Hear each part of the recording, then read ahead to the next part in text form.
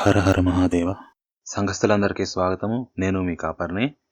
ఈ వీడియోలో మనం శివతాండవ స్తోత్రము సిరీస్లో పార్ట్ 2 అనమాట. అందుకని చెప్పేసి పార్ట్ 2లో 4, 5, 6 అనగా 4వ శ్లోకం, 5వ శ్లోకం, 6వ శ్లోకం చర్చించుకోబోతున్నాం. మొదటి పార్ట్లో 1వ శ్లోకం, 2వ శ్లోకం, 3వ శ్లోకం, అంతేకాకుండా శివతాండవ స్తోత్రంలో ఉండే ఛందస్సులు వీటి గురించి కూడా చాలా డీటెయిల్డ్గా మనం చర్చించుకున్నాం. దానికి వీడియోకి మంచి స్పందన వచ్చింది. అంతేకాకుండా నాకు ఉన్న సందేహాలు ఏదో పొరపాటు అనిపించింది కానీ ఇవన్నీ కూడా ఆ వీడియోలో చెప్పాను. సో దానికి కూడా రెస్పాన్స్ వచ్చింది, అది కూడా మీతోటి పంచుకుంటాను. దాన్ని బట్టి చిన్న మార్పు చేయడం జరిగింది. సో మీరు అది గమనించరుగాక. ముందుగా ఈ వీడియోలో ఈ శ్లోకంలో ఉన్న ఛందస్సు గురించి వచ్చిన సజెషన్ అనమాట. నేనేమని చెప్పానంటే ఛందస్సు గురించి పంచచామరం అనే ఛందస్సు 1 నుంచి 14వ శ్లోకాల వరకు ఉన్నది. ఇది జరవు జరవు జగావిధం వదంతి పంచచామరం అని చెప్పేసి దీని లక్షణం ఉంటుంది. మిగతావి ఎట్లా ఉన్నా కానీ చివరి అక్షరం గురువుతోటి ఎండ్ అవుతుంది అని చెప్పేసి మీకు అక్కడ చెప్పాను. ఇక్కడ చూస్తే కనుక మీరు ఈ రమ్ అనేది కానివ్వండి, లేకపోతే స్థలే లో లే అనేది కానివ్వండి, ఈ 2 గురువులు అనమాట, గురు శబ్దాలు. సో ఇది గురు శబ్దంతో ఎండ్ అవుతుంది అని చెప్పేసి మీకు చెప్పాను. అయితే మనకి ఈ శ్లోకంలో కొన్ని స్తోత్రంలో కొన్ని శ్లోకాల్లో అక్కడక్కడ మనకి ఈ గురువుతోటి కాకుండా లఘు శబ్దంతోటే, అంటే దీర్ఘము లేకుండా హ్రస్వముతోటే ఎండ్ అవుతుంది. అది మనం గమనించామన్నమాట. అక్కడ అంతకుముందు శ్లోకాల్లో కూడా చెప్పాను. అక్కడ నేను ఏమన్నానంటే పంచచామర ఛందస్సు ప్రకారం అయితే ఇది లఘువుతోటి కాదు, గురువుతోటే ఎండ్ అవ్వాలి. కానీ ఇక్కడ లఘువుతోటి ఎండ్ అవుతుంది కాబట్టి బహుశా ఏదన్నా ప్రాబ్లం ఉందేమో, ఇది ఛందస్సు మనకి తెలియకపోవచ్చు, లేకపోతే ఇంకేమైనా సమస్య ఉందేమో, ఎవరికన్నా తెలిస్తే ఒకవేళ నా తప్పు అయితే సరిచేయగలరు అని చెప్పేసి నేను చెప్పాను. సో రామకృష్ణమూర్తి గారు అని చెప్పేసి ఆయన నాకు కరెక్షన్ చేశారనమాట. ఇది తప్పు కాదండి. ఎందుకు అంటే పాదాంత హ్రస్వము వైకల్పికము అని చెప్పేసి చెప్పాడనమాట ఆయన. ఓకే, సో అంటే పాదముల చివరన హ్రస్వం అనేది వైకల్పికము అంటే ఒక రకంగా ఆప్షనల్ అని చెప్పేసి మీరు అనుకోవచ్చు. ఒకవేళ గురువు ఉండాల్సిన చోట లేకపోతే దీర్ఘము ఉండాల్సిన చోట హ్రస్వము వచ్చినా గాని అది దోషము కాదు, ఇది ఈ వెసలుబాటు ఉంది అని చెప్పేసి ఆయన చెప్పారు. సో దాని ప్రకారం చూస్తే స్తోత్రంలో మనకి ఛందస్సు తప్పదు. ఓకే, సో ఇదొకటి అనమాట. ఎక్కడంటే మీకు ఎగ్జాంపుల్స్ చూపిస్తాను ఇప్పుడు. లాస్ట్ వచ్చిన శ్లోకాల్లో అంటే 2వ శ్లోకం, 3వ శ్లోకంలో కూడా మీరు 2వ శ్లోకంలో చూస్తే జటాకటాహ సంభ్రమ భ్రమన్నిలింప నిర్ఝరి, ఇక్కడ వరకు ఓకే. విలోల వీచి వల్లరి విరాజమాన మూర్ధని అనేది మనకి ఇక్కడ నీ అనేది లఘు శబ్దం. ఇక్కడ ఇది పొరపాటు అయి ఉండొచ్చు నేనన్నా, కానీ పాదాంతమున ఇది 2వ పాదము చివరన వచ్చింది కాబట్టి ఇక్కడ మనకి ఇది వైకల్పికం అనమాట. ఇక్కడ దీర్ఘము మస్ట్ అండ్ షుడ్ కాదు. సో ఇది పర్మిసిబుల్ అని చెప్పేసి అన్నారు. దాని ప్రకారం ఇది ఛందస్సు తప్పినట్టు కాదనమాట. అలాగే ధగజ్వలల్లలాట పట్ట పావకే, ఇది ఓకే. కిషోర చంద్రశేఖరే రతి ప్రతిక్షణం మమ, ఈ మమ ఏదైతే ఉందో ఇది కూడా తప్పు అయి ఉండొచ్చు కదా. నేను అక్కడ క్వశ్చన్ వేశాను, కానీ మా లఘు శబ్దమైనప్పటికీ పాదము యొక్క చివరన అంతమున వచ్చింది కాబట్టి ఇది కూడా సమస్య ఉండదు. ఓకే, ఇదొకటి. ఈ ఇంకొక మన 3వ శ్లోకంలో కూడా వెళ్ళి చూసామనుకోండి, అక్కడేమొనొచ్చింది ధరాధరేంద్ర నందిని విలాస బంధుర, ఇది కూడా మొదటి పాదము చివరనొచ్చింది. ఓకే, కానీ ఇది కూడా ఈ 2 కలుపుకోవచ్చు అనమాట. మనం పైన సంస్కృతంలో చూస్తే ఒకే పదంగా నేను రాశాను. ధరాధరేంద్ర నందిని విలాస బంధుర స్ఫురద్దిగంత సంతతి ప్రమోదమాన మానసే, ఒకటే పాదం. మనం కింద ఎక్స్ప్లెనేషన్ లో కూడా చూసుకుంటే ఒకటే సెక్షన్ కిందకు వచ్చేది ఇదంతా. ఆ ప్రకారం చూస్తే రా అనేది పాదము చివరన అంటే స్ట్రిక్ట్ గా మాట్లాడితే మనం చెప్పాలి అనుకుంటే పాదము చివరనే కాబట్టి ఇది ఎక్సెప్షన్ ఇవ్వచ్చు. కానీ కలిపి చెప్తున్నాం కాబట్టి మధ్యలో వస్తుంది ఇది, అప్పుడు ఇది సెట్ కాదనమాట. అయితే కలిపినప్పుడు రా తర్వాత రస్ ఫూ అని వస్తుంది కాబట్టి ఇది రస్ ఫురా అయిపోద్ది అనమాట. రస్ అనేది అప్పుడు గురువయ్యిద్ది కలిసినప్పుడు. లేకపోతే స్ఫూ అనేది ఒత్తొచ్చింది కాబట్టి ఇక్కడ ఇది లఘువయ్యి దాని ముందు అక్షరమైన రాకి గురువు అంటే రా గురువుగా మారుతుంది అనమాట. దాని ప్రకారం చూస్తే ఇక్కడ గురువు వస్తున్నట్టు. అలాగే ఇక్కడ కూడా ఓకే. దుర్ధరాపది క్వచిత్, ఓకే, క్వచిత్ దిగంబరే, ఇది క్వచిత్ దిగంబరే నేను అక్కడ చెప్పాను. దిక్వా అని వచ్చింది కాబట్టి ఈ క్వా కాస్త లఘువు అవుతుంది, దాని ముందు అక్షరం ది కాస్త గురువు అవుతుంది. దాన్ని బట్టి ఈ రా గాని గురువే, ఈ ది కూడా గురువే. కానీ వస్తుని చివర్లో వస్తుంది, దీని తర్వాత వచ్చే పదం ఏది లేదు కాబట్టి ఇది లఘువు అవుతుంది. బట్ పాదాంత శబ్దం కాబట్టి ఇది పాదాంత హ్రస్వం కాబట్టి ఇది వైకల్పికం అన్నమాట. It is optional. సో ఇక్కడ మీరు ఒక హ్రస్వం వచ్చినా గానీ ఇది దోషము కాదు.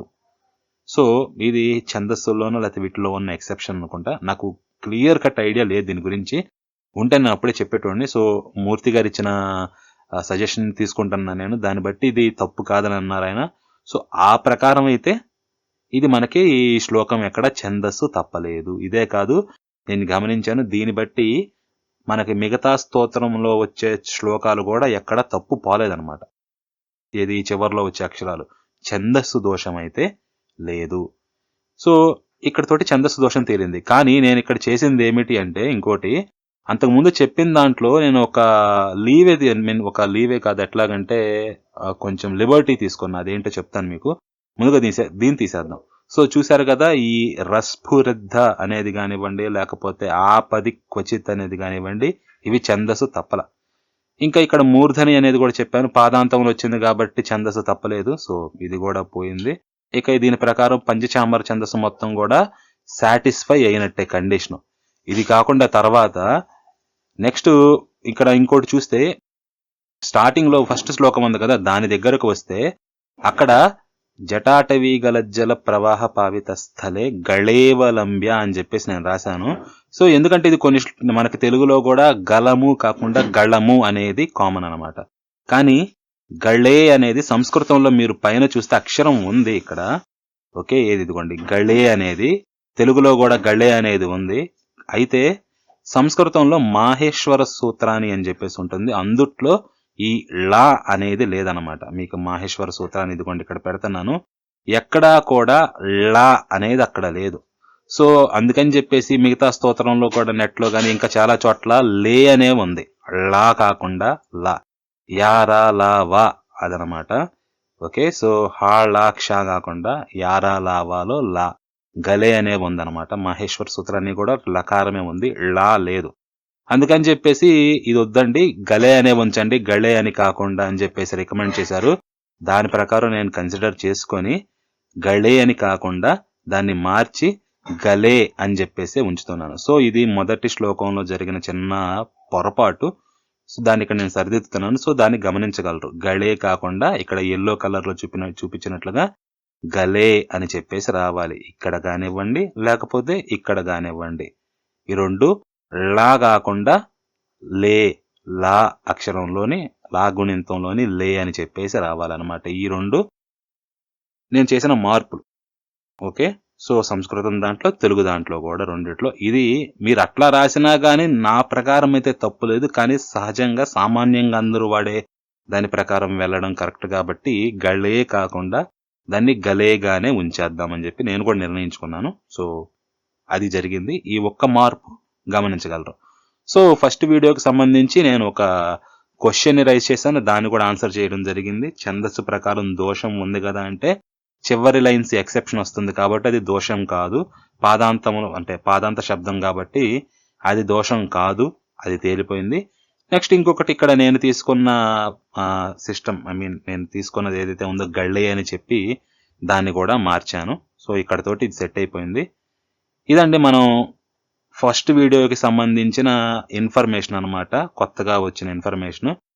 సో ఇది అక్కడతోటి అయిపోయింది. ఇప్పుడు మనం 4వ శ్లోకము, 5వ శ్లోకము, 6వ శ్లోకం సంబంధించి మనం చర్చించుకుందాం. సో మరొకసారి అందరికీ కూడా శివతాండవ స్తోత్రం పార్ట్ 2 4, 5, 6 శ్లోకాలకి స్వాగతం.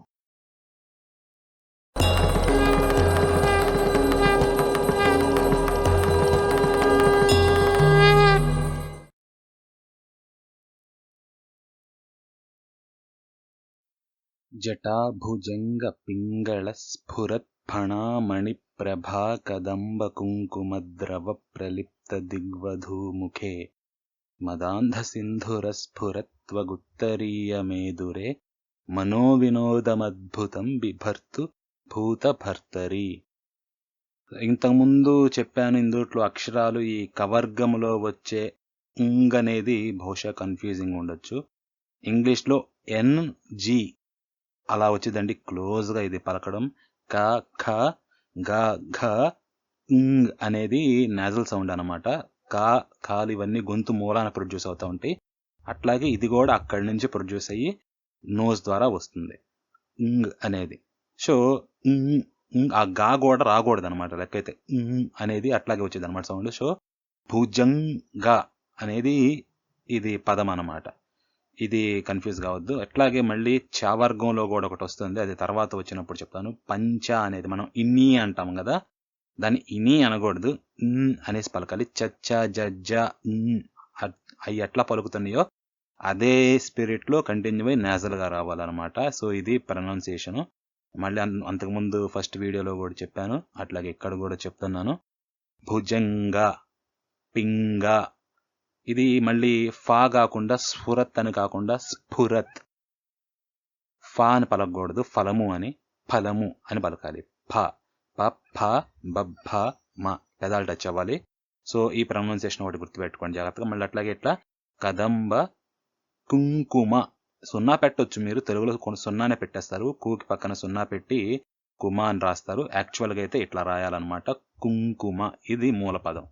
తర్వాత నిదానంగా మారిపోయింది. ఇంకోటి ఇక్కడ స్ఫురత్వ కాకుండా స్ఫురత్ త్వ, 2 తాలు ఉన్నాయి ఇక్కడ, ఇది గమనిద్దరు. సో ఇవి జనరల్గా గమనించారనమాట, అది చెప్తున్నాను. సో ఇప్పుడు మనం ఫాస్ట్ పేస్ లో చెప్పేస్తాను.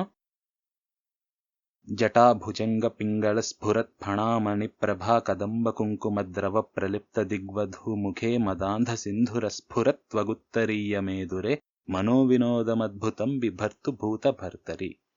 ఇది ఫాస్ట్ గా చెప్పుకుంటే. ఇప్పుడు రిథంలో చెప్తానన్నాను కదా, అది కూడా చెప్పేస్తాను.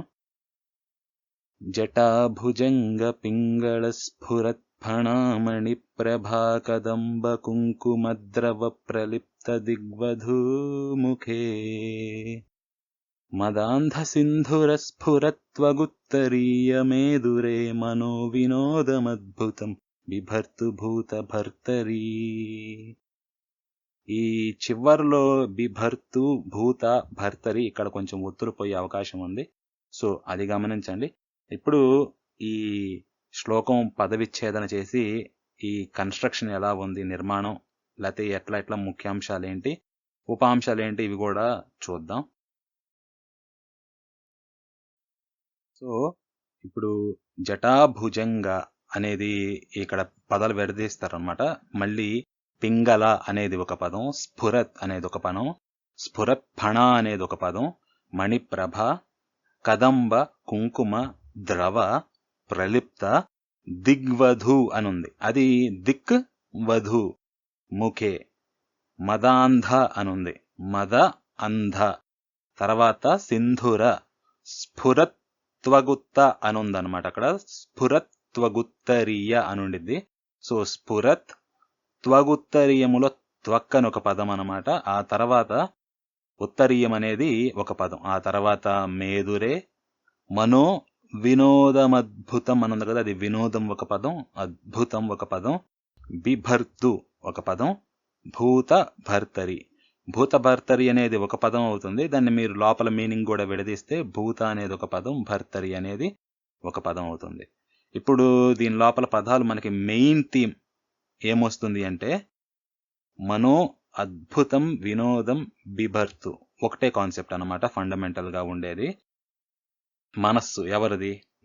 నా మనస్సు. అద్భుతం అంటే అద్భుతమైన, వినోదం వినోదమును, బిభర్తు వహించునుగాక, భరించునుగాక, ధరించునుగాక అంటే ఫుల్ గా నింపుకొనుండునుగాక అని చెప్తున్నాడు.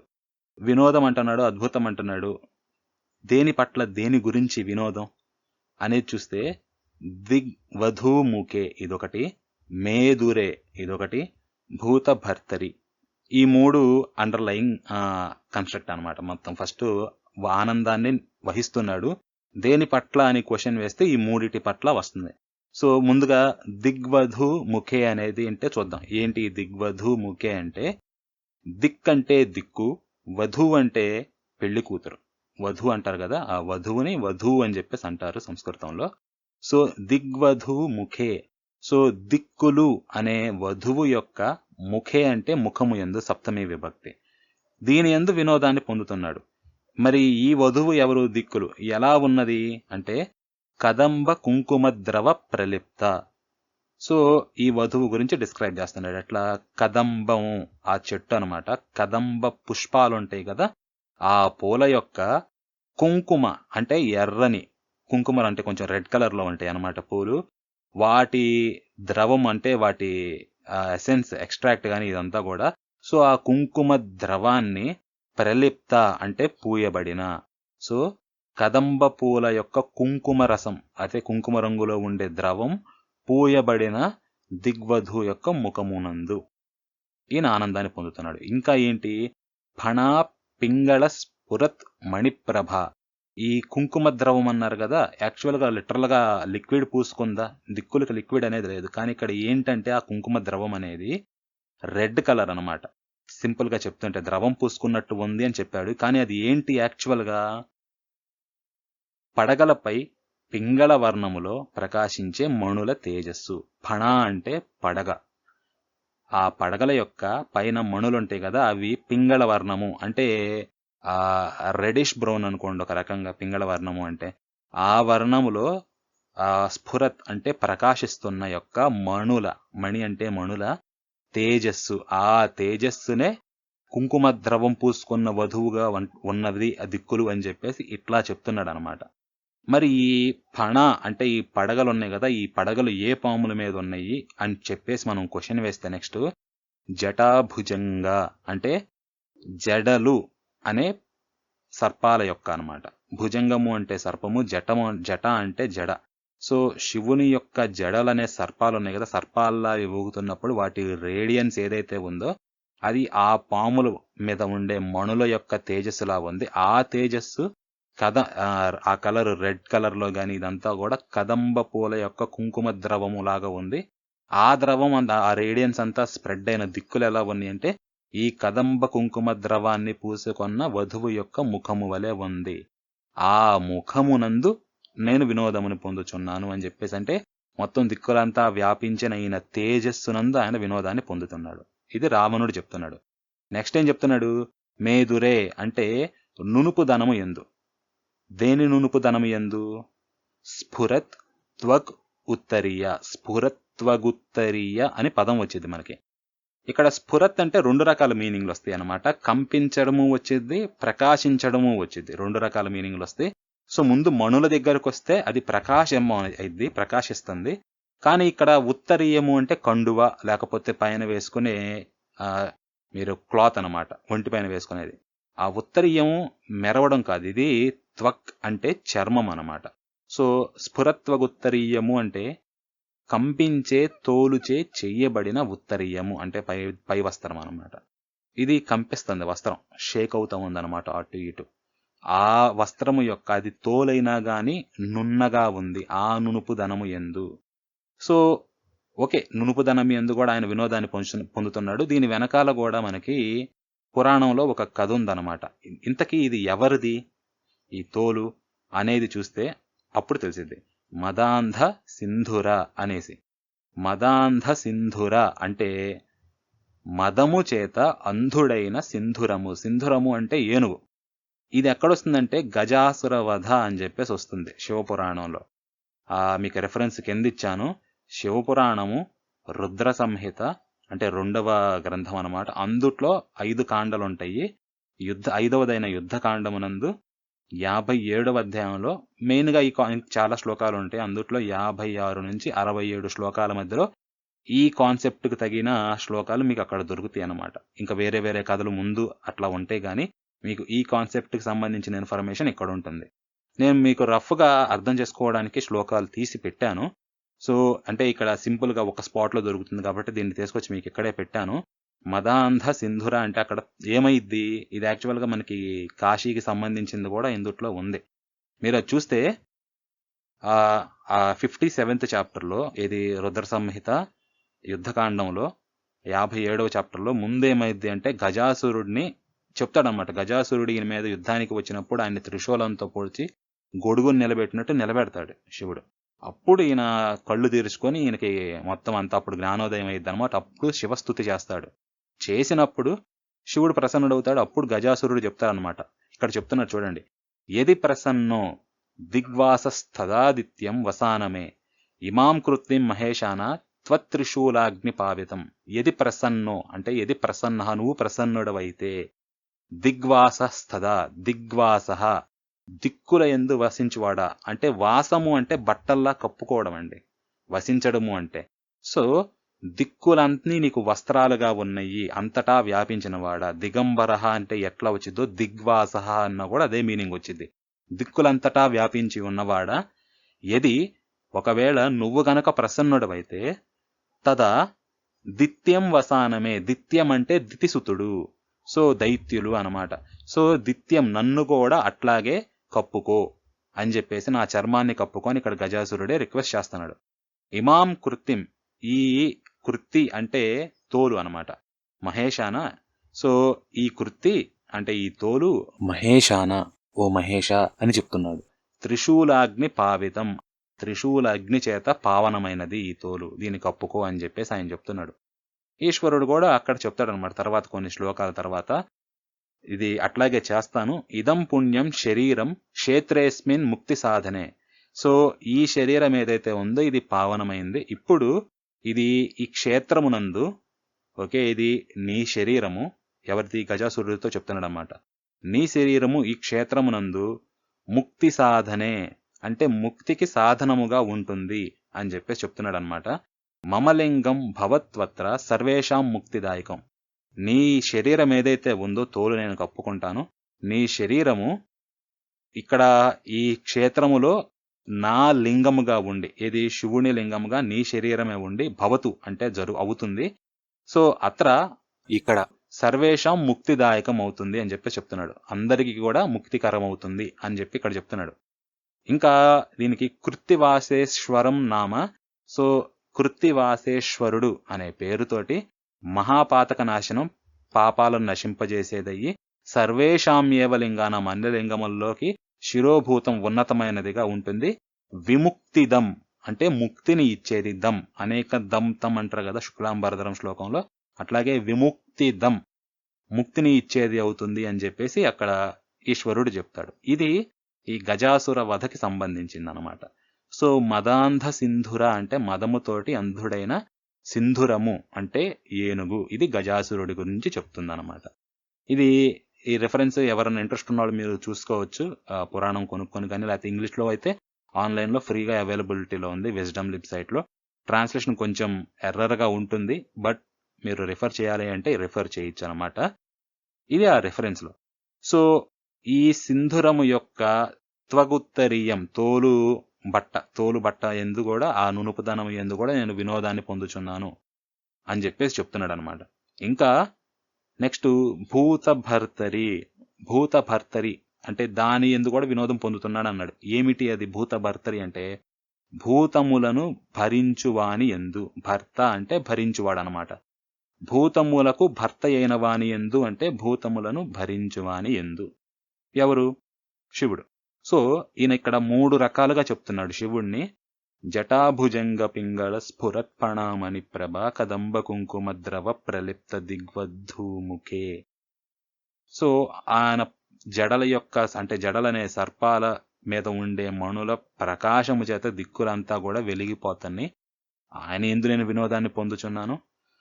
ఏ సింధురం అయితే ఉందో మధము చేత అందుడైనది, ఆ సింధురం యొక్క తోలుని కప్పుకున్నాడు ఈయన. సో అక్కడ ఇంకా చాలా ఉండిద్దండి, మీరు అక్కడ అందుట్లో చదివితే. సో ఆ నునుపుదనం యందు నేను వినోదాన్ని పొందుచున్నాను అని చెప్పేసి, ఆ తర్వాత భూత భర్తరి, ఈ మొత్తం భూతములను భరించువాని యందు కూడా నేను వినోదాన్ని పొందుచున్నాను అని చెప్పేసి గజాసురుడు చెప్తున్నాడు.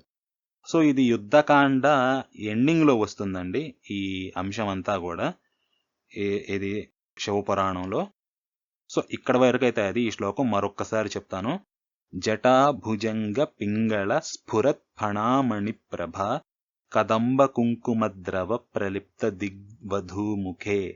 మదాంధ సింధురస్ఫురత్ త్వక్ ఉత్తరీయమేదురే మనోవినోదమద్భుతం బిభర్తు భూత భర్తరి. ఇదన్నమాట. నెక్స్ట్ మనం 5వ శ్లోకానికి వెళ్దాం. సహస్రలోచన ప్రభృత్య శేషలేఖ శేఖర ప్రసూన ధూళిధూరణి విధూసరాంఘ్రి పీఠభూ భుజంగరాజమాలయా నిబద్ధ జాట జూటకః శ్రియై చిరాయ జాయతాం చకోరబంధు శేఖరః. ఇది. సో ఓకే, ఈ మొదటి 2 పాదాలు కూడా ఒకటే లైన్, మొత్తం కలుపుకుంటే అంతా ఒకటే డిస్క్రిప్షన్ అన్నమాట. ఈ మొదటి 2 పాదాలు కూడా. ఆ తర్వాత 3వ పాదం అంతా కూడా ఒకటి, 4వ పాదంలో డిఫరెంట్ ఎలిమెంట్స్ ఉంటాయి. సో మీరు ఈ పాదం మాత్రం 2 కలిపి చదవాలి. ఈ 2 పాదాలని కలిపి చదవాల్సి ఉండిద్ది మీరు ప్రాపర్గా చదవాలి అంటే. సహస్రలోచన ప్రభృత్య శేషలేఖ శేఖర ప్రసూన ధూళి ధోరణి విధూసరాంగ్రి పీఠభూ. సో ఇది మొత్తం 2 కలిపి చదవాల్సి ఉండిద్ది. సో ఇప్పుడు ఫాస్ట్గా చెప్పేస్తాను ముందు. సహస్రలోచన ప్రభృత్య శేషలేఖ శేఖర ప్రసూన ధూళి ధోరణి విధూసరాంఘ్రి పీఠభూ భుజంగ రాజమాలయా నిబద్ధ జాట జూటక శ్రియై చిరాయ జాయతాం చకోరబంధు శేఖరః. ఇది రిథంలోకి వెళ్తే, ఇది రిథమిక్గా చదివితే సహస్రలోచన ప్రభృత్య శేషలేఖ శేఖర ప్రసూన ధూళి ధోరణి విధూసరాంఘ్రి పీఠభూ భుజంగరాజమాలయా నిబద్ధ జాట జూటక శ్రియై చిరాయ జాయతాం చకోరబంధు శేఖరః. అది ఇది మీరు కలిపి చదవచ్చు. 3వ పాదం 4వ పాదం కూడా మీరు కలిపి చదవాలి అంటే జాట జూటకః శ్రియ అయినప్పుడు పక్కన శికారం వచ్చింది కాబట్టి ఈ విసర్గ సంధి ఏమవుతుంది అంటే ఇది కూడా శికారం అయిపోతుంది అన్నమాట. ఈ విసర్గ కాస్త సో కహ కాస్త కష్ అవుతుంది. కష్ శ్రియై కలిపి ఏమవుతుంది, కశ్శ్రియై అవుతుంది. నమః శివాయ కాస్త నమశివాయ ఎలా అయిందో కహ శ్రియై కాస్త కశ్శ్రియై అవుతుంది. మీరు కలపకుండా చదవాలి అనుకున్నా కానీ ఓకే, ఎందుకంటే 2 వేర్వేరు పదాలు కాబట్టి. భుజంగ రాజమాలయ నిబద్ధ జాట జూటకః, తర్వాత 4వ పాదం యథావిధిగా శ్రియై చిరాయ జాయతాం చకోరబంధు శేఖరః. ఓకే, ఛందస్సు కూడా మనకి ఎక్కడా తప్పలేదు ఇందుట్లో, 4 పాదాల్లో కూడా ఎక్కడా కూడా. సో అంత ఫైన్ గా ఉంది. ఇప్పుడు మనం దీని పద విభజన ఎలా ఉందో చూద్దాం. ఇప్పుడు ఈ 5వ శ్లోకం పద విభజన ఎట్లా ఉందో చూస్తే సహస్రలోచన ప్రభృత్య శేష లేఖ శేఖర అన్నాడు. సహస్ర లోచన ప్రభృత్య అన్నారు కదా, ఇది త్యా అనేది ప్రభృతి ఆ అనేది వస్తుంది అనమాట. ఈ సంధి కలిసినప్పుడు తి ఆ కలిస్తే త్యా అవుతుంది. సో ప్రభృత్య శేష ఏదైతే ఉందో అది ప్రభృతి, అశేష లేఖ శేఖర ప్రసూన ధూళి ధోరణి విధూసరాంఘ్రి ఉంది కదా, ఇది సవర్ణ దీర్ఘ సంధి. విధూసర అంఘ్రి, ఇది చెప్పాను కదా కవర్గంలో చివరొచ్చే అక్షరం అని చెప్పేసి, అదండి జకారం కాదు, అంఘ్రి. ఇది పీఠ భూహు భుజంగ రాజమాలయ నిబద్ధ జాట జోటక. స్ట్రైట్ ఇక్కడే సందులు లేవు. శ్రియై చిరాయ జాయతాం చకోర బంధు శేఖర. ఇంకా ఇక్కడ కూడా ఏ కాంప్లికేటెడ్ సంధులు లేవు అన్నమాట.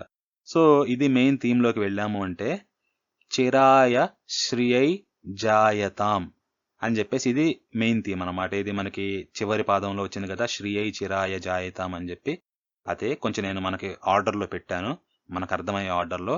సో చిరాయ శ్రియై 2 చతుర్థి విభక్తుల్లో పడ్డాయి. కలిపితే చిరకాల లేకపోతే చిరమైన ఐశ్వర్యము కొరకు. శ్రీ అంటే ఐశ్వర్యం అనమాట. చతుర్థి విభక్తిలో వేస్తే శ్రియై అవుతుంది. సో చిరకాలమైన ఐశ్వర్యము కొరకు, జాయతాం అంటే సంభవించునుగాక అని చెప్పేసి మీనింగ్ వచ్చింది. ఏంటంట సంభవించాల్సింది లేకపోతే ప్రాప్తించాల్సింది ఏంటి? అంఘ్రి పీఠ భూహు నిబద్ధ జాట జూటక శేఖర, ఈ 3 సంభవించాలి లేకపోతే ప్రాప్తించునుగాక అని చెప్పేసి అంటున్నాడు అనమాట రావణుడు. ఇది చిరకాల శ్రేయస్సు కొరకు, చిరకాల శ్రియము కొరకు, శుభము కొరకు, ఐశ్వర్యము కొరకు. ఇన్ని రకాల మీనింగులు వస్తాయి. ఇంతకీ ఏమిటి ఈ మూడంటే అంఘ్రి పీఠ భూహు అన్నాడు. అంటే ఏంటి? భూమి పీఠముపై పాదమును నిలిపినవాడు. అంఘ్రి అంటే పాదము, ఫుట్. పీఠము అంటే తెలుసు కదా, స్టూల్ అనమాట. సో డయాస్ లేకపోతే ఏదన్నా గాని భూహు, ఈ భూమి పీఠము పైన పాదము నిలిపినవాడు ఎవరంట? లేకపోతే ఎవరు నిలిపారనే దానికన్నా కూడా ఇక్కడ ఎలాంటి భూమి పైన అనేది ఫోకస్ ఉంటుంది. చూస్తే ధూళి ధోరణి విధూసర, ఏదో ధూళి అన్నాడు, ధోరణి అన్నాడు. దాని మీనింగ్ లోకి వెళ్తే ధూళి చేత, ఓకే. ఆ ధూళి లేకపోతే ధోరణి అంటే ఒక పద్ధతి అనమాట. వరుస పెట్టి ఆ పంక్తి ఉండేది కదా, మొత్తం అంతా స్ప్రెడ్ అయి ఉంది. ఆ ధూళి ధోరణి, ఆ ధూళి పంక్తి చేత కప్పబడిన విధూసర అంటే ధూళి రంగులో ఉన్న. సో ఆ భూమి అంతా కూడా ధూళితోటి కప్పబడి దుమ్ము కొట్టిన వస్తువు, అంటే దుమ్ము కొట్టుకుపోయిన వస్తువు ఎలా ఉండిద్దో ధూళి రంగులో, ఆ భూమి అంతా కూడా ధూళి రంగులో ఉంది. ఆ భూమి పైన పాదము నిలిపిన వాడు అని చెప్పేసి చెప్తున్నాడు. ఇంకా ఈ ధూళి ఎక్కడి నుంచి వచ్చింది? శేఖర ప్రసూన, శిఖరముల యందు ఉన్న పూల. సో ఎవరి శిఖరములు అంటే ఎవరి తలలో మీదో పూలున్నాయి, ఆ పూల నుండి రాలిన పుప్పొడి, అదే దుమ్ములాగా భూమి అంతా కప్పుకొని ఉండగా ఆ భూమి పైన నాట్యము చేస్తూ పాదము నిలిపినవాడు. నాట్యం చేస్తున్నారు కదా, తాండవం. సో ఆ పాదము నిలిపినవాడు ఈ భూమి పైన. ఎవరి శిఖరముల మీదనో ఉండే ప్రసూన అంటే పూలు, ఆ పూల ధూళి అంటే ఏంటి? ఆ పూల నుండి రాలిన పుప్పొడి. సో ఇది డిస్క్రిప్షన్. ఇంతకీ ఎవరి శిఖరముల మీద ఉన్నాయి అంటే మీరు పై పాదం చూస్తే మీకు అర్థమైపోతుంది. సహస్రలోచన ప్రభృత్య శేషలేఖ. సో సహస్రలోచన అంటే 1000 కళ్ళు, సహస్ర అంటే 1000, లోచన అంటే కళ్ళు, ప్రభృతి అంటే మొదలుకొని, అశేష అంటే ఇంకా ఎవ్వరూ మిగలకుండా అందరూ కూడా, అందరినీ అని. అశేషము అంటే ఇంకా శేషము లేకుండా. లేఖ అంటే వరస, ఆ వరుసలో నిలబడిందనమాట మొత్తం. గీత గీస్తే ఎట్లా వచ్చిద్దో అట్లా. సో ఇప్పుడు మీనింగ్ లోకి చూసామంటే సహస్రలోచనుడైన ఇంద్రుని మొదలుకొని అశేషమైన దేవతా శ్రేణుల. సో ఇంద్రుడు మొదలుకొని మిగతా దేవతలు ఎవరైతే ఉన్నారో అందరూ దేవతలు కూడా, ఒక్కళ్ళని కూడా ఎగ్జామ్షన్ లేకుండా అందరూ వాళ్ళ శిరస్సులు నేలపై ఉంచగా వాళ్ళ తలయందు పూల నుండి రాలిన పుప్పొడి ఈ భూమినంతటినీ కప్పగా ఆ విధూసర భూమిపైన ఈయన అంఘ్రి పాదమును నిలిపినవాడు. ఆ శివుని యందు ఈయన ఇంతకు ముందు చెప్పినట్టు ఆనందిస్తున్నాడు. తన శ్రేయస్సు కొరకు, తన ఐశ్వర్యము కొరకు ఆ శివుడు ప్రాప్తించునుగాక, సంభవించునుగాక అని చెప్పేసి చెప్తున్నాడు. ఇంకా చూస్తే నెక్స్ట్ ఇంకోటి నిబద్ధ జాట జూటక అంటే కట్ట. సో ఏంటంటే తన నిబద్ధము అంటే కట్టివేయడం అనమాట. సో ఇక్కడ జాట జూటక అంటే జటాజూటము, జాటజూటము అంటే జటాజూటము అంటారు. సో కట్టివేయబడిన జటాజూటము కలవాడు అని చెప్పేసి, కట్టివేయబడిన అనుకోవచ్చు, లేకపోతే అల్లివేయబడిన అని కూడా అనుకోవచ్చు. సో కట్టడం కూడా, అల్లిక అనేది ఒక రకమైన కట్టే. సో అల్లబడిన, కట్టబడిన ఏదన్నా మీనింగ్ తీసుకోవచ్చు. సో డెకరేటెడ్ అని అనుకోవచ్చు, కన్స్ట్రక్టెడ్ అని అనుకోవచ్చు. కన్స్ట్రక్ట్ చేస్తా డెకరేట్ చేసింది ఇట్లా కూడా తీసుకోవచ్చు అనమాట మీరు మీనింగ్ కావాలనుకుంటే. ఏంటి బంధిస్తుంది? ఏం కట్టబడింది? భుజంగరాజమాలయ. భుజంగం అంటే సర్పం, ఇంతకుముందు చెప్పాను. సర్పరాజు వాసుకి అనే మాలతోటి. సో ఈయన మెడలో వేసుకున్నాడు కదా వాసుకిని, ఆ వాసుకి అనే మాల దాని చేత కట్టబడిన లేకపోతే అల్లబడిన జటాజూటము కలవాడు. అతడు సంభవించునుగాక నా ఐశ్వర్యము కొరకు. నెక్స్ట్ శేఖరః అన్నాడు. సో మనం శేఖర అనే పదం చాలా కామన్ అన్నమాట. దీని మీనింగ్ చూస్తే శేఖరః అంటే శిఖరముపై కలవాడు. సో ఉట్టి పేరు పెట్టుకుంటే అర్థం ఉండదు, శేఖర్ అని పెట్టుకున్నామంటే అర్థం ఉండదు. ఎందుకంటే శిఖరముపై కలవాడు. శిఖరము అంటే తలపైన, టాప్ మోస్ట్ అనమాట. ఏం కలదు అనే క్వశ్చన్ వచ్చేది. సో శేఖరః అనేది ఇండివిజువల్ గా ఎన్నడూ పెట్టుకోరు. ఇక్కడ ఏమనొచ్చింది మీరు పై శ్లోకంలో చూడొచ్చు అనమాట. చకోర బంధు, ఈ చకోర బంధు శేఖరుడు. సో చకోర బంధు అంటే, చకోరము అంటే చకోర పక్షి, బంధు అంటే బంధువు. చకోర పక్షులకు బంధువైన వాడిని శేఖరము అంటే శిఖరమున కలవాడు అని చెప్పేసి. మరి చకోర శివుని తలపైన రెండే ఉంటాయి. గంగ ఉంటుంది, చంద్రుడు ఉంటాడు. కిశోర చంద్రశేఖరే రతి ప్రతిక్షణం మమ్మ అని అంతకుముందు చదివాం మనం ఆల్రెడీ. దానినే ఇంకొక రకంగా ఫ్రేజ్ చేశాడనమాట. కిశోర చంద్రశేఖరే అనకుండా చకోర బంధు శేఖర అని ఇట్లా ప్రయోగం చేశాడు. చకోర పక్షులకు బంధువైన చంద్రుడిని శిఖరముపై కలవాడు. సో ఈ 3 రకాలుగా శివుణ్ణి డిస్క్రైబ్ చేసి అతడు సంభవించునుగాక అని చెప్పేసి చెప్తున్నాడు అనమాట. ఇప్పుడు వరుస పెట్టి 3 సెక్షన్లు ఇంకోసారి చూసామనుకోండి. సహస్రలోచన ప్రభృత్య శేషలేఖ శేఖర ప్రసూనధూళి ధోరణి విధూసరాంఘ్రి పీఠభూ చిరాయ శ్రియై జాయతాం.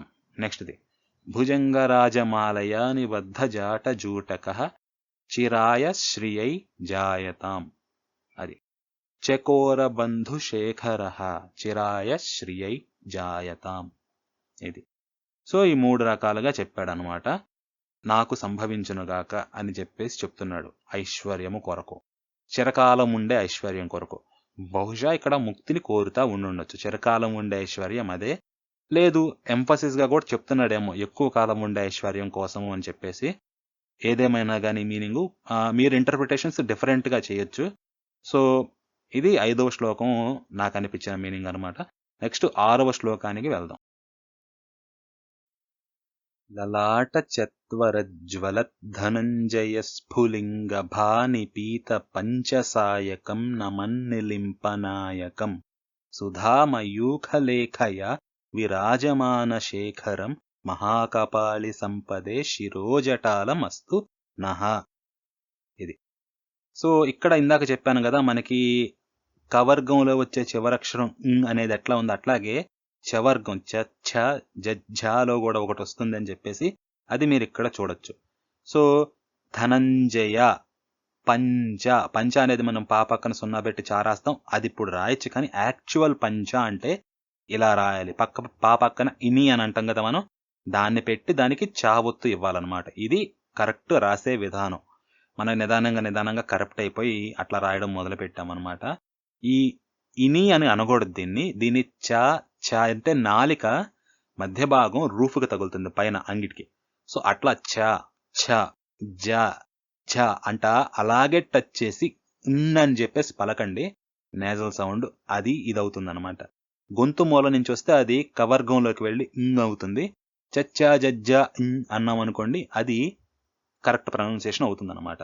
సో ఇది ఇంకోసారి ఫాస్ట్గా చెప్తాను. మీకు పదాలు విభజించినప్పుడు అప్పుడు మనం దీని పర్టికులర్ ప్రొనౌన్సియేషన్ ఎలా ఉండిద్ది అనేది ఇంకొంచెం డీటెయిల్గా అక్కడ చూడొచ్చు అనమాట. సో ఇక్కడ మనం ఫాస్ట్గా వెళ్తే లలాట చత్వరజ్వల ధనంజయ స్ఫులింగ భాని పీత పంచసాయకం నమన్నిలింపనాయకం సుధామయూఖలేఖయా విరాజమాన శేఖరం మహాకపాలి సంపదే శిరోజటాలమస్తు నః. ఇది మీరు ఫాస్ట్గా వెళ్తే. లేదు రిథమిక్గా చదివారనుకోండి, లలాట చత్వరజ్వల ధనంజయ స్ఫులింగ భాని పీత పంచసాయకం నమన్నిలింపనాయకం సుధామయూఖలేఖయా విరాజమాన శేఖరం మహాకపాలి సంపదే శిరోజటాలమస్తు నః. ఇది మీరు రిథమిక్గా వెళ్తే. సో ఇక దీని పదవిచ్ఛేదనంలోకి వెళ్ళి ఎలా డివైడ్ అవుతుంది, ఏమేమి మీనింగ్స్ వస్తాయి అనేసి చూద్దాం. ఇది శ్లోకము.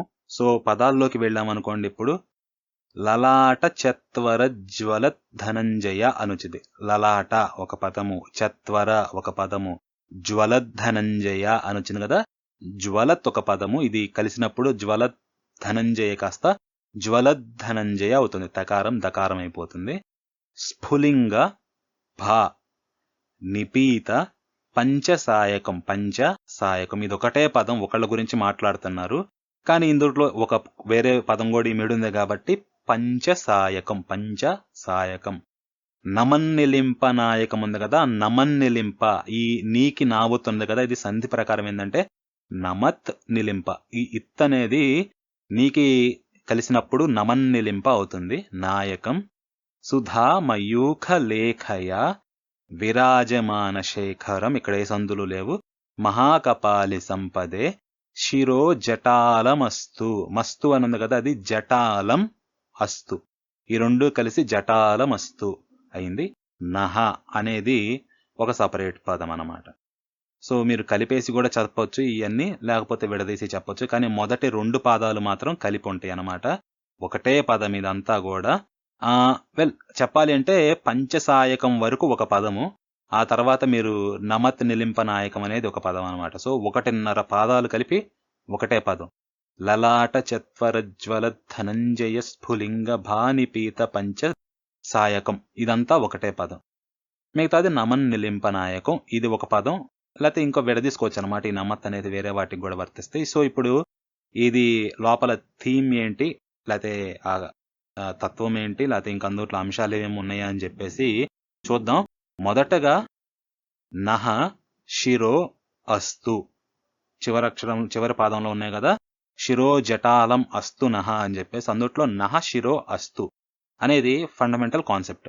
దాని మీనింగ్ లోకి వెళ్ళారనుకోండి, నహ మా యొక్క, శిరో అంటే శిరస్సు అనే దానికి సంధి వర్తిస్తుంది అనమాట. సో శిరస్సు కాస్త అంటే శిరహు కాస్త శిరో అయ్యింది. నహ శిరో అస్తు అంటే నహ శిరహ అస్తు.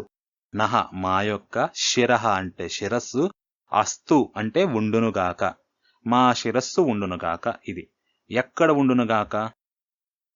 నమత్ మహాకపాలి సంపదే. 2 రకాలుగా చెప్తున్నాడు. ఒకటి కండిషన్ చెప్తున్నాడు, ఇంకొకటి ప్లేస్ చెప్తున్నాడు. నమత్ అనేది కండిషన్ అనమాట, స్టేట్. ఏ స్టేట్ లో చెప్తున్నాడు? నమస్కరించుచు మా శిరస్సు ఉండునుగాక. ఎవరికి? లతే ఎలా?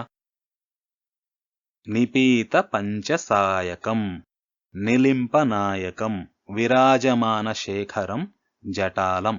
ఈ 4 అంశాలకు నమస్కరించుచు, లేకపోతే 4 పదార్థాలకు, 4 వ్యక్తులకు, లేకపోతే ఏదన్నా కానివ్వండి. సో ఈ 4టికి కూడా నమస్కరించుచు మా శిరస్సు ఉండునుగాక అంటున్నాడు. ముందుగా నిపీత పంచసాయకం చూసామంటే, నిపీత పానము చేయడం అన్నమాట, త్రాగటం. నిపీతము అంటే పీతం అంటారు కదా, తాగావని చెప్పేసి. సో ఇక్కడి నుంచే వచ్చింది ఆ పదం నిపీత. పంచసాయకం అంటే ఇది ద్వితీయ విభక్తి కర్మపదం అన్నమాట. పంచసాయకుడిని, నిపీత త్రాగిన వాడిని, లేకపోతే పానము చేసిన వాడిని. పంచసాయకం అంటే ఏమిటి అంటే, పంచసాయకం, పంచ అంటే 5 తెలిసిందే, సాయకము అంటే బాణము, 5 బాణాలు కలిగిన వాడిని. 5 బాణాలు కలిగినది ఎవరు అంటే మీకు ఇప్పటికి అర్థమైపోయి ఉంటుంది, మన్మధుడి గురించి మాట్లాడుతున్నాడు. మన్మధుడికి మరుడు అని, స్మరుడు అని రకరకాల పేర్లు ఉన్నాయి అన్నమాట. సో స్మర అనే పదం చాలాసార్లు వాడబడింది తర్వాత రాబోయే శ్లోకాల్లో. ఇక్కడ మాత్రం పంచసాయకం అని వాడారు. తర్వాత నెక్స్ట్ శ్లోకంలో కూడా ఈ పంచసాయకం అనే దాన్ని వాడబడుతుంది అనమాట. అక్కడ కూడా ఇదే థీమ్, కానీ కొంచెం డిఫరెంట్ గా ఫ్రేజ్ చేస్తారు 7వ శ్లోకంలో. సో అక్కడ ధనంజయ ఆహుతి కృత ప్రచండ పంచసాయకే అని వస్తుంది అక్కడ 7వ శ్లోకంలో. సో ఇక్కడ మాత్రం నిపీత పంచసాయకం అని చెప్పేసి వచ్చింది. డిఫరెంట్ గా చెప్పాడు, కాకపోతే ఒకే అంశం గురించి మాట్లాడుతుంది. సో పంచసాయకుడిని పానము చేసిన వాడు, త్రాగారు. ఎవరు త్రాగారు, లేకపోతే ఎలా త్రాగారు? ముందు ఈ 5 బాణాల గురించి చూద్దాం. పంచసాయకునికి 5 బాణాలు ఏమేంటి అంటే, అరవిందము, అశోకము, చూతము, నవమల్లిక, నీలోత్పలము. ఇవి మన్మధుని యొక్క 5 బాణముల పేర్లు. 5 పూల బాణాలు అంటారు మన్మధుడివి. సో 5 కూడా 5 పూలు అనమాట. అరవిందము అంటే తామర పువ్వు, తెల్ల కలువ. అశోకము అంటే అశోక చెట్టు పూలు అనమాట, ఎర్రగా ఉంటాయి. సో చాలా మంచి వాసన ఇస్తాయి అనమాట అశోక పూలు. చూతము అంటే మామిడి పువ్వు, మనం దీంట్లో వేసుకుంటా ఉంటాం జనరల్గా. ఏంటంటే పూజలప్పుడు కానివ్వండి, లేకపోతే ఉగాది పచ్చడప్పుడు కానివ్వండి, అక్కడ వేసుకుంటా ఉంటారు అన్నమాట. చూతము అంటే మామిడి పువ్వు.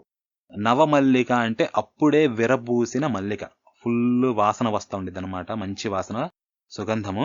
సో ఆ నవమల్లిక, మల్లె పువ్వు అప్పుడే విరుస్తుంది కదా, సో ఆ విరిసిన నవమల్లిక అనమాట, అది ఒక బాణం. ఇంకొకటి నీలోత్పలము అంటే నీలము రంగులో ఉండే కలువ, నల్ల కలువ అనుకోండి, లేకపోతే నీలము రంగు. ఈ కలర్ ఇచ్చాను కదా, బహుశా ఈ కలర్ అనమాట, ఇందీవరం అని చెప్పేసి కూడా అంటారు. ఈ 5 మన్మధుడి బాణాలు అనమాట, అందుకే ఆయన్ని పంచసాయకుడు అనేది. ఈయన ఎవరిని టార్గెట్ చేసినా ఈ బాణాలతో టార్గెట్ చేస్తూ ఉంటాడు జనరల్ గా.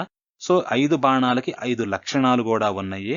వాటిని చూస్తే ద్రావిణి, శోషిణి, బంధిని, మోహిని, ఉన్మాదిని. ఒక్కొక్క బాణం కూడా లోపల ఒక్కొక్క రకమైన ఎమోషన్ని ఎవోక్ చేస్తుంది. మనిషిని ద్రవింపజేసేది అరవిందం అన్నమాట, అరవింద సాయకము. శోషిని అంటే ఎండింప చేయడం అన్నమాట, ఎండిపోయేలా చేయడం, లోపల ఏ రసము లేకుండా. అంటే తపనలో అంతగా తప్పించి మనిషి ఎండిపోతాడు, అలా చేసేది అశోకము. లేదు కట్టి పడేసిద్ది అనమాట, ఇంకా ఎటు కదలనివ్వకుండా ఏమీ చేయనివ్వకుండా, అది చూతం, చూత సాయకం అన్నమాట. లేదు ఏం తెలియకుండా మోహింపజేస్తుంది, ఇంకా మైమరిచిపోతాడనమాట. ఏది జరిగి అంటే అవతల వాళ్ళు ఏది చెప్తే అది వింటా ఉంటాడు, అంతలా మోహంలో వేసే బాణం ఏంటి అంటే నవమల్లిక. ఆ తర్వాత ఇంకా పిచ్చెక్కిచ్చేసిద్ది అనమాట ఈ నీలోత్పలము అనే బాణం. సో ఇది మన్మధుని యొక్క 5 బాణాలు: అరవిందము, అశోకము, చూతము, నవమల్లిక, నీలోత్పలము. ఈ 5 అనమాట. సో ఈయన్ని పంచసాయకుడు అని ఎందుకంటారు? ఈ పంచసాయకుడిని పానము చేసిన వాడు, ఆయనకి నమస్కరిస్తున్నాడు అనమాట. సో ఇప్పుడు ఈ నిపీత పంచసాయకం అన్నాడు, త్రాగాడు, మరి దేనితోటి త్రాగాడు, లేకపోతే ఎలా త్రాగాడు అనే దానికి నెక్స్ట్ అంశం అనమాట. ధనంజయ స్ఫులింగభ. సో దీని మీనింగ్ లోకి వెళ్ళారనుకోండి, అగ్ని యొక్క ప్రకాశించే స్ఫులింగముతో. ధనంజయ అంటే అగ్ని, అగ్నికి మరొక పేరు ధనంజయ. స్ఫులింగము అంటే ఆ పైన స్పార్క్స్ ఉంటాయి కదా, అలాంటిది అనమాట. లేకపోతే ఎంబర్స్ కానీ అంతా గ్లో అవుతా వస్తుంది కదా, మొత్తం నాలుకలుగా స్ప్రెడ్ అవుతా నిప్పు రవ్వ అంటారు. సో ఆ ప్రకాశించేటువంటి నిప్పు రవ్వలతోటి భస్మము చేశాడు, దాన్నే ఇక్కడ త్రాగేశాడు ఏమీ లేకుండా అని చెప్పేసి. ఇది మీకు శివపురాణంలో వస్తుంది. ఎక్కడ వస్తుంది అంటే తర్వాత మీకు రిఫరెన్స్ ఇస్తానులేండి, దానికి ఇప్పుడు కాదు. సో తర్వాత ఇస్తాను, ఐ థింక్ నెక్స్ట్ పార్ట్లో వచ్చింది అది. సో ఇది ప్రస్తుతానికి ఎక్కడితోటి ఆపేద్దాం. లలాట చత్వర జ్వలత్ అంటే ఏంటి? ఈ ధనంజయ, ఈ అగ్ని ఎక్కడుంది? లలాట చత్వర జ్వలత్ అంటే లలాటము నుదుటి పైన, చత్వర జ్వలత్, చత్వరము అంటే పలకలాగా ఉన్న, సమతలంగా ఉన్న. సో చత్వర లలాట అంటే సమతల లలాటమున ఉన్న, జ్వలత్ అంటే జ్వలిస్తున్న. సో సమతల లలాటమునందు జ్వలిస్తున్న అగ్ని యొక్క ప్రకాశించే స్ఫులింగముతో పంచసాయకుడిని పానము చేసిన వాడిని నమస్కరించచ్చు నా శిరస్సు కాదు, మా శిరస్సు ఉండునుగాక. నహ అంటే మా యొక్క భూవచనం. సో మా యొక్క శిరస్సు ఉండునుగాక అని చెప్పేసి చెప్తున్నాడు. ఇంకా ఇది ఒకటేనమాట డిస్క్రిప్షన్, ఇతనికి నమస్కరిస్తున్నాడు. ఇంకా వేరేది కూడా చెప్తున్నాడు, నిలింప నాయకం. అంతకుముందు మీకు చెప్పాను, నిలింప అంటే నిలింపతి గంధాదీన్ అని చెప్పేసి, గంధము మొదలైన వాటిని పూసుకొనని వారు దేవతలు. సో నిలింపతి గంధాదీన్ అనేది. సో నిలింప అంటే దేవత, నిలింప నాయకం అంటే దేవతల నాయకుడిని అని చెప్పి ఇది అతనికి నమస్కరిస్తున్నాడు. విరాజమాన శేఖరం అంటే ప్రకాశింపబడుతున్న శిఖరము కలవాడిని. శేఖరం అంటే శిఖరమును, శిఖరము కలవాడిని. ఏంటంటే విరాజమానం అంటే ప్రకాశింపబడుతుంది. దేనితోటి? సుధా మయూఖ లేఖయా. సో సుధా అంటే అమృతము వంటి, మయూఖము అంటే కిరణము, లేఖ అంటే చెప్పాను కదా గీతలాగా అని చెప్పేసి, అదనమాట ఆ వరుస. సో ఆ గీతలాగా ఉండేది ఏంటంటే చంద్రకళ, చంద్రరేఖ. సో అమృతము వంటి కిరణాల రేఖ అంటే చంద్రుడిచే ప్రకాశింపబడుతున్న శిఖరము కలవాడిని అతని నమస్కరిస్తూ ఇంకొకటి కూడా డిస్క్రైబ్ చేశారు, జటాలం నమత్. జటాలం అంటే జటలు కలవాడిని, అంటే జడలు కలవాడిని అతనిని నమస్కరిస్తూ. సో మొత్తం నలుగురికి నమస్కారం పెడుతున్నాడు అనమాట. మొదటిది లలాట చత్వర జ్వల ధనంజయ స్ఫులింగ భానిపీత పంచసాయకం, ఇది ఒక అతన్ని. నిలింప నాయకం విరాజమాన శేఖరం ఎలా ఉందంట? సుధామయూఖ లేఖయా ఇది. తర్వాత ఇంకోటి జటాలం, ఈ నలుగురికి కూడా నమస్కారం పెడుతున్నాడు, నమస్కరిస్తూ మా శిరస్సు ఉండునుగాక అని. ఇంకా తర్వాత ఇంకోటి కూడా నమస్కారం కాకుండా కూడా ఇంకా స్పాట్ చెప్తున్నాడు అనమాట, ఇంకొక ప్లేస్ లో ఉండునుగాక అని. ఏంటది? మహాకపాలి సంపదే. ఇది సంపద అంటే ఇక్కడ సంపద కాదండి, 2 రకాలు ఉన్నాయి. మహాకపాలి సమం పదయుగము ఎందు. సో కపాలి అంటే కపాలమును ధరించిన వాడు అనమాట, బ్రహ్మ కపాలమైన ధరిస్తాడు కదా. సో కపాలి అని అక్కడి నుంచి పేరు వచ్చింది. మహా అంటే గొప్ప, సంపదే అంటే సంపద యొక్క సప్తమి విభక్తి. ఓకే, సో సంపదము అంటే ఏంటి? 2 పాదములు. సో ఆ 2 పాదములు సమానంగా ఉన్న 2 పాదములు అన్నమాట. ఆ 2 పాదముల యందు మా శిరస్సు ఉండునుగాక అని చెప్పేసి చెప్తున్నాడు. ఇది సో మొత్తం రెండు, ఒక చోటేమో ఉండాలి అని, ఇంకొకటేమో నమస్కరిస్తూ ఉండాలి అని చెప్పేసి, సో మొత్తం కలిపేశామంటే ఆ మహాకపాలి సంపదే ఆయన పాదాల యందు నమస్కరిస్తూ, ఎవరంట ఈ మహాకపాలి అంటే, ఇంకా పైన ముందంతా డిస్క్రైబ్ చేశారు చూశారు ఈ 4 రకాలు, ఈ 4 కూడా ఆయన లక్షణాలు అన్నమాట. ఈ 4 లక్షణాలు ఉన్న ఆ మహాకపాలి సంపదే నమస్కరించుచు నహ శిరో అస్తు, మా శిరస్సు ఉండునుగాక. ఇది మొత్తం ఈ 6వ శ్లోకం యొక్క మీనింగ్ అన్నమాట. అయితే ఇందుట్లో పంచసాయకం అన్నాను కదా, ఈ కథ ఎక్కడొస్తుందనేది 7వ శ్లోకానికి ప్లాన్ చేశాను. సో ఆ 7వ శ్లోకం వచ్చినప్పుడు మీకు అక్కడ వివరిస్తా, అధ్యాయంలో ఏముంది, ఏ శ్లోకాలు ఉన్నాయి అని చెప్పేసి. మీరు వెతుక్కోవచ్చు కావాలి అనుకుంటే, నెట్లోకి వెళ్ళి. ఇది పార్వతీ ఖండంలో వస్తుంది, 2:3 అనుకుంటా, ఐ థింక్ 2:3, 2:2. సో అందుట్లో వస్తుంది అనమాట, పార్వతీ ఖండంలో మీరు వెతుక్కోవచ్చు కావాలనుకుంటే. లేదు 7th శ్లోక దాకా ఆగితే అక్కడ నేను రిఫరెన్స్ ఇస్తాను, కుదిరితే శ్లోకాలు కూడా పెడతాను అనమాట. ఎందుకంటే చాలా పెద్ద పెద్ద కథలు కదా, మొత్తం వివరించడం కుదరదు. 1-2 ఏదైనా మెయిన్ శ్లోకాలు ఉన్నాయి అంటే ఈ అంశానికి సంబంధించి అది పెడతాను. లేదు చాలా అమౌంట్ ఉందనుకుంటే ఇంకా రిఫరెన్స్ వరకు ఇస్తా, మీరు వెళ్ళి చూసుకోవాల్సి ఉంటుందన్నమాట. సో ఇది 6వ శ్లోకం. సో ఇక్కడతోటి ఈ 6వ శ్లోకం అయిపోయింది. మనం వచ్చే వీడియోలో 7వ శ్లోకం గురించి చూద్దాం. ఇది శ్రీ రావణకృత శివతాండవ స్తోత్రే 4th, 5th, 6th శ్లోకాః. ఇవి శ్రీ రావణకృత శివతాండవ స్తోత్రమునందలి 4th, 5th, 6th శ్లోకములు. సో మళ్ళీ నెక్స్ట్ వీడియోలో అండి పార్ట్ 3లో 7, 8, 9 శ్లోకాలను చూద్దాము. ఇంట్రెస్టింగ్ శ్లోకాలు అనమాట. అందుట్లో మనకి భూకైలాస్లో రావణాసురుడు చెప్పింది కూడా రాబోతుంది అనమాట. తర్వాత పార్ట్ 3లో, పార్ట్ 4లో కూడా ఉంటాయి 2 శ్లోకాలు. అక్కడ ఈ బాహుబలి రేధంలో లేకపోతే ట్యూన్లోనే కాకుండా అది కూడా చెప్తాను. అది రావణాసురుడు కైలాసాన్ని ఎత్తుతా చెప్పే శ్లోకం అన్నమాట. చాలా ఉద్ధృతిగా చెప్తాడు, యుద్ధానికి వెళ్తున్నట్టుగా. వీలైనంత వరకు ట్రై చేస్తాను. సో బహుశా మిస్ అవ్వచ్చు, but forgive me for that. So అదండి, వీడియో నచ్చినట్లయితే కనుక లైక్ చేయండి, మీ ఫ్రెండ్స్కి కానీ, మీ ఫ్యామిలీకి కానీ, మీ గ్రూపుల్లో కానీ షేర్ చేయండి. ఛానల్ని ఎప్పటికీ సబ్స్క్రైబ్ చేసుకోకపోతే ఛానల్ని సబ్స్క్రైబ్ చేసుకోండి తప్పకుండా. So like, share and subscribe, hit that like button. మళ్ళీ నెక్స్ట్ పార్ట్ 3లో కలుసుకుందాం. అప్పటి వరకు ఉంటానండి. స్వస్తి.